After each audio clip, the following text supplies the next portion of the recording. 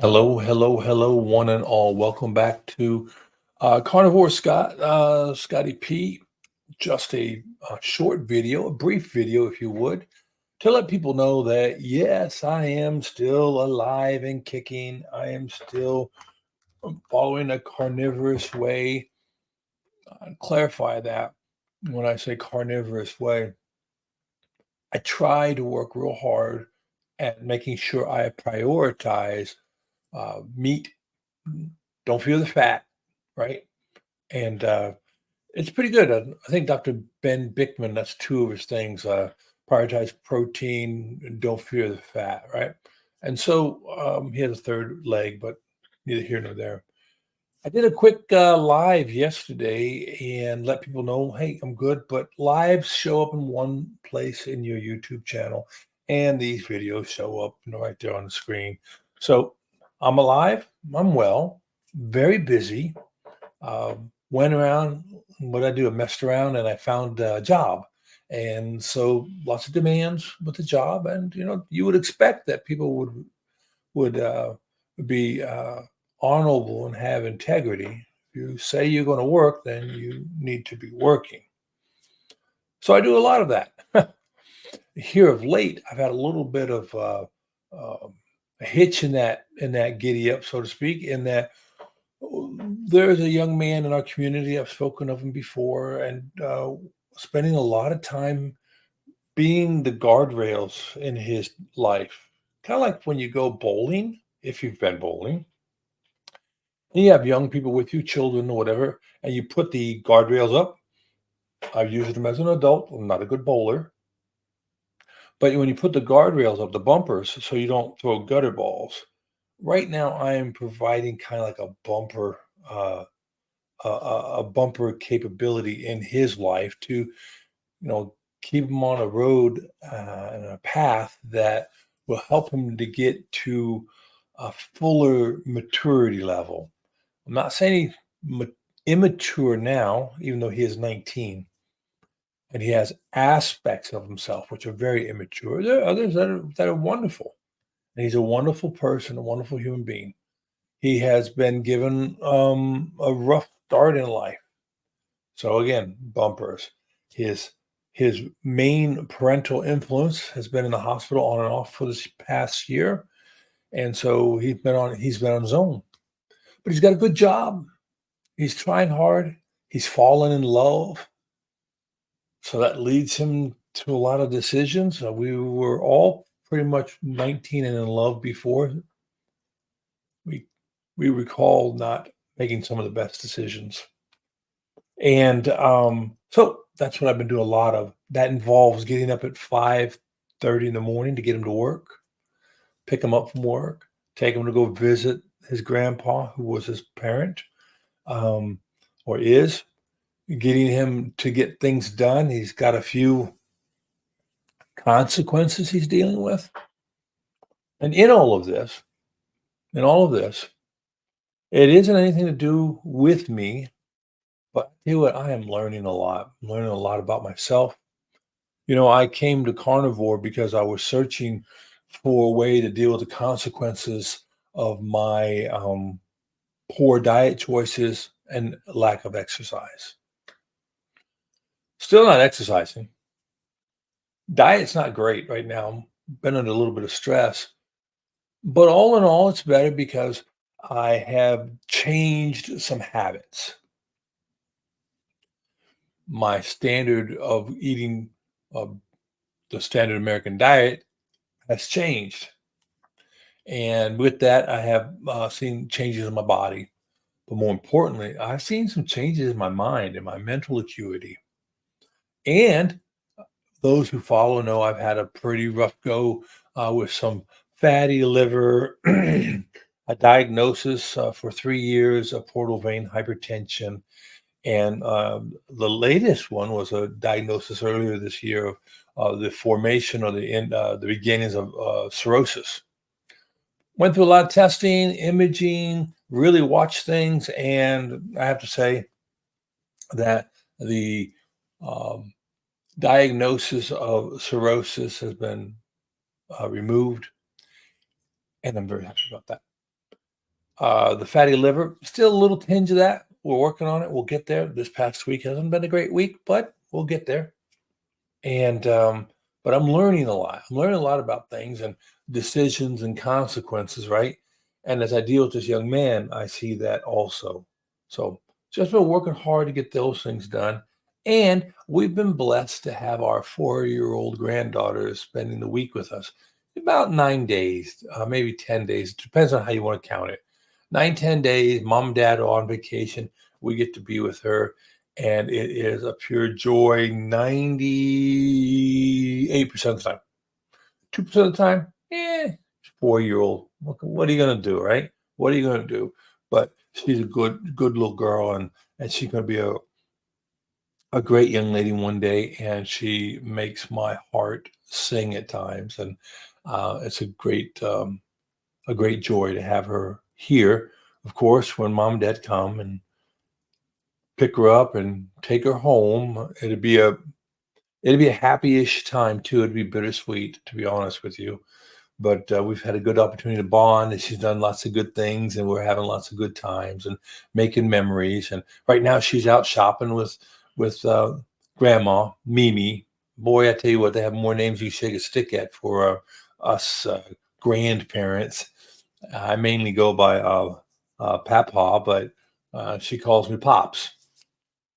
Doesn't really matter. What does matter though is I'm 62 years old and I can still get on the floor and get back up and we can play. But when I'm 63, I want to be able to play more and I want to be able to do more with the grandchildren. So that's pretty much what's been dominating my life. The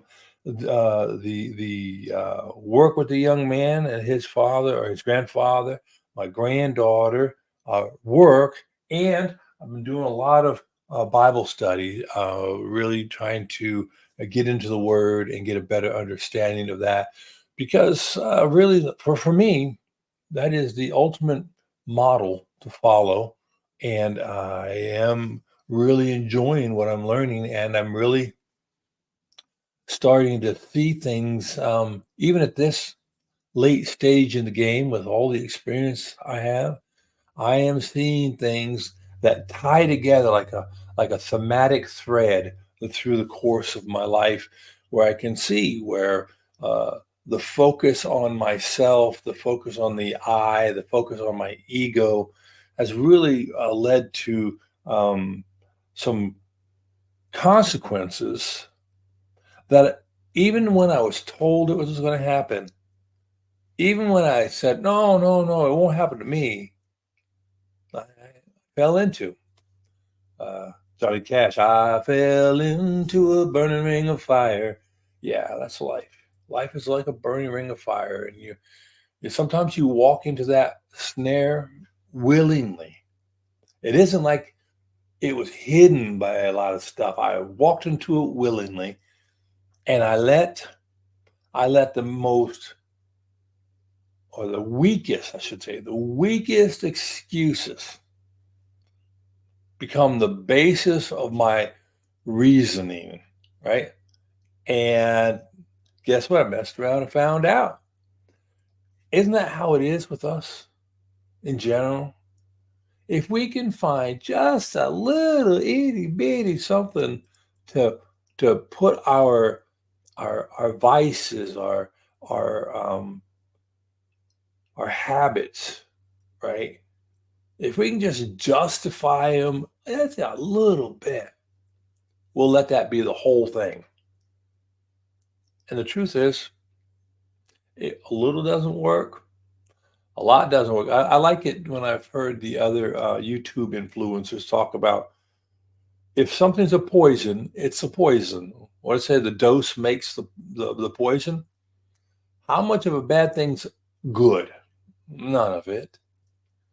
And yet we'll let it say, well, I'll pretend I don't taste that bitterness because I'm enjoying right now in some fashion what I'm experiencing. And just absolutely putting a blind eye up towards the consequence. Doesn't work. You can pay me now, you can pay me later, right? Well, people are paying now. A lot of people paying. I'm starting to see it more in the national news about type 2 diabetes and metabolic syndrome, and people going, wow, this isn't working.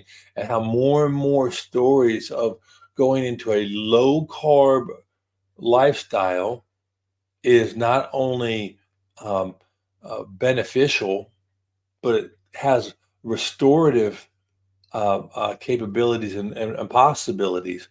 Not everybody's in the same boat. Not everybody's going to respond the same way. Not everybody's going to do it the same way. But bet your bottom dollar, you drop out the simple carbohydrates, the processed carbohydrates, you'll do better. If you can take it to the next step where you sit and say, hey, I'm going to eat more natural fats, more natural proteins, and the way the proteins come to us, better yet. There are no essential carbohydrates, only essential fats and essential proteins, right? Amino acids. And whatever your body does, however you're genetically built, uh, will have a big impact how all that happens. And it's your responsibility. You have to make the choices. You have to start chronicling how things impact you. My wife, she can eat Bosc pears, but she can't eat apples. And she can have flush, a nice flush. Um, the apples and strawberries and fruits will cause a flush for her, and it's uncomfortable. She has to pay attention to that. We couldn't get the Bosc pears. We got Bartlett's. No, no bueno. We got some red ones. No bueno. Now, the Asian pears agree with her, but at like $2 a pear, they don't agree with our bottom line. Should she be eating a lot of fruit? That's her body. It's her choice, right? Um, I think though we we surrender so much of what is rightfully our decision to make, but we'll surrender it to authorities, just like they did during the pandemic, right? And people are starting to say the same treatment for everybody didn't have the same results for everybody. And we put all this trust in the medical community. Just yesterday, I saw an article. I did not read it, but doctors only have themselves to blame because they're not really seen as trustworthy now. I wonder why that is. Now, I'm sure individual doctors are extraordinarily trustworthy and capable. The governing bodies may have forced them into a practice standard that they don't agree with. But we all have to deal with consequences of our action and or inaction by omission or by commission. And it doesn't have to be a deeply spiritual place that you start from, right? The consequences of your decisions to either do or not to do, to join or not to join, are going to be borne by you. I bear the consequences of my choices. I've been eating donuts here lately this past week. I've been eating Rice Krispie treats and cookies, and I'm dealing with the consequences. Just as simple as that. The difference is I'm not beating myself up. I'm not losing sight of what I'm trying to do.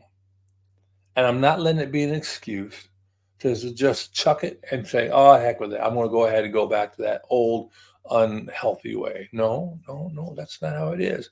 I'll tune it back up again and it'll be fine. And I'll try to get out here more often because when I hold myself accountable with all of you, it works out better for me. Anyhow, life has been very good. Life has been very engaging. Life has had some harrowing moments and some rewarding moments and a lot of a moment. I mean, if every moment is all up or all down, it's not, I don't think that's sustainable. I like to look in between those moments and look at the value of, hey, my hair wasn't on fire today, what little I have, nor was I too busy digging a hole, right? Um, I like to value that even keel time. And so with all that being said, I'm going to give you back some of your time. I won't keep you going forever, but I wanted to say hello, let you all know everything is fine. I'm still doing what I do, but YouTube is not dominating my life. Content creation is not dominating my day. I went and got a job to make the money I thought I wanted from YouTube, but I still want to be part of YouTube. I still want to, have engagement with all of you, and I trust that in all of this, you are finding the opportunity maybe to step away a little bit from the planning process and get more engaged and involved in the doing. Kind of hard to do a lot of YouTube stuff and do the other things too. I guess you can listen to this if you're walking or doing some exercise, but really, honestly, I think it'd be best if we just went out and did more application of our dreams, application of our plans, and then one day look back and go, wow, I've arrived. I've already gotten here. I didn't even realize it because it was iterative and it was engaging. But sitting down, watching too much on the YouTube probably won't get us where we want to be. All right. Well, again, I thank you a lot for hanging with me. I hope that you've had a good day so far. I hope the day you have going forward is even made better by your focusing on what we have in front of us today. Take care. God bless, and we'll talk to you next time. Bye-bye.